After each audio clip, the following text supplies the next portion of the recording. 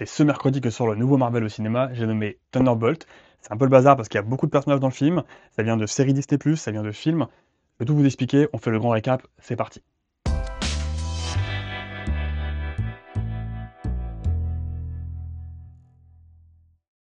On commence avec Yelena Belova, interprétée par Florence Pugh. Elle a grandi avec sa sœur Natasha Belova au sein d'une famille d'espions russes. Après avoir été démasqués, ils fuient vers Cuba où Natasha et Yelena intègrent la Red Room de Dreykov, un programme qui transforme des jeunes filles en assassines. Dans le film Black Widow, elle affrontera une super guerrière programmée pour imiter et reproduire toutes les techniques de combat, Taskmaster. Interprétée par Olga Kurylenko, elle est à la poursuite de Natasha et Yelena, et il s'avère qu'elle est en réalité la fille de Dreykov, Antonia, dont parlait Loki à Natasha lors du tout premier Avenger en 2012. Can he wipe out that much red?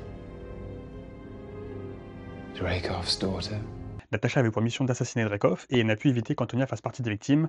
Or, on découvrira plus tard que ni le père ni la fille ne sont morts ce jour-là. David Harbour, maintenant, qui incarne Red Guardian, qui est en prison depuis des années, il est libéré par ses filles adoptives qui sont en fait Natasha et Yelena, comme on a pu voir dans Black Widow. Il le révèle après avoir été libéré qu'avant d'être espion, il était en fait l'équivalent soviétique de Captain America, appelé donc Red Guardian.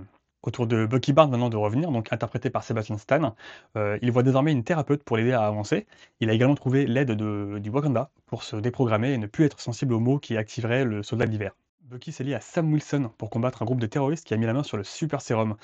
Dans cette série sur Disney+, il doit faire équipe avec John Walker, qui est un personnage très important qu'on va voir juste après. En attendant, on a appris dans le dernier film Captain America Brave New World que Bucky est devenu un membre du Congrès. John Walker donc est incarné par Wyatt Russell. C'est dans Le Faucon et le Soldat de l'hiver qu'on l'a découvert. Il est désigné Captain America par le gouvernement américain et il est plus dur, moins sympathique et aussi plus violent que Steve Rogers. Il va finir par prendre du super sérum, ce qui le rend extrêmement fort, mais amplifie également ses traits de caractère. Du coup, ce qui fait qu'en colère, après la mort de son partenaire, il va tuer publiquement, avec le bouclier Captain America, la personne qui croit être le responsable. Il est de fait exclu de l'armée et perd ses honneurs. C'est à ce moment-là que Val, encore ce personnage, intervient pour lui offrir un nouveau travail dans lequel il pourra mettre à profit ses pouvoirs.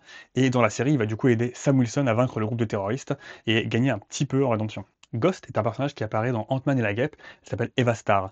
On apprend que son père a voulu créer le même genre de tunnel quantique qu'utilise Ant-Man, mais cette machine a explosé et ça a bombardé la petite Eva d'une énergie qui lui permet désormais de traverser la matière. Elle phase, mais elle ne contrôle pas ce pouvoir. Grâce à certains membres du Shield, elle obtient une tenue spéciale qui lui permet de mieux contrôler son pouvoir, mais quand elle ne la porte pas, elle doit rester dans une chambre spéciale au risque de traverser la matière et de perdre son corps en fait. Pour faire court, Janet Van Dyne, qui a été sauvée par Ant-Man dans le film, donc, parvient à guérir Eva grâce à son énergie quantique.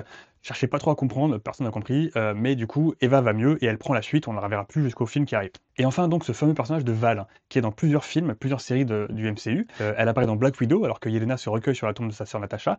Elle lui révèle le nom du responsable de sa mort, Hawkeye, Clint Barton. C'est pour ça que, du coup, Yelena va partir à sa poursuite. Elle est aussi dans Black Panther 2, où on va apprendre qu'elle est donc la directrice de la CIA. Et on la verra aussi dans la série Faucon et le Soldat de l'hiver sur Disney+, où on apprendra que c'est elle qui va recruter John Walker, du coup, pour créer sa propre team. Et c'est cette team qui deviendra donc les Thunderbolts dans le film qui arrive. Voilà, donc j'espère que ce grand récap vous a aidé et va vous permettre de découvrir le film dans de meilleures conditions. N'hésitez pas à me dire en commentaire ce que vous en avez pensé. Je vous laisse en attendant vous abonner, me suivre sur les réseaux sociaux et je vous dis à bientôt. Ciao.